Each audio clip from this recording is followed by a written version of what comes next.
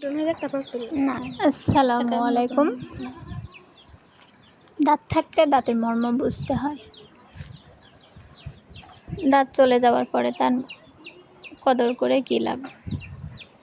কথায় কথায় তাকে অপমান করছো, তাকে অবহেলা করছো, আর তুমি ভাবছো ইস সে কি বেহায়া, সে কি নির্লজ্জ।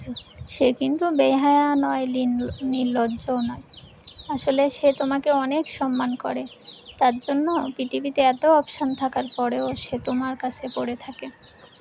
হারিয়েও না তাকে, কারণ এসব মানুষগুলো একবার চলে গেলে কিন্তু আর ফিরে আসে না। আমার ভিডিওটি আপনাদের ভালো লাগলে অবশ্যই বেশি বেশি শেয়ার করবেন এবং সাবস্ক্রাইব করবেন। আমাকে একটু সাপোর্ট করবেন, আপনাদের সাপোর্ট ছাড়া আমি এগিয়ে যেতে পারবো না। প্লিজ আমাকে একটু সাপোর্ট করবেন। আপনাদের ভালোবাসা পেলে আমি আরও নতুন নতুন ভিডিও করার উৎসাহ পাবো।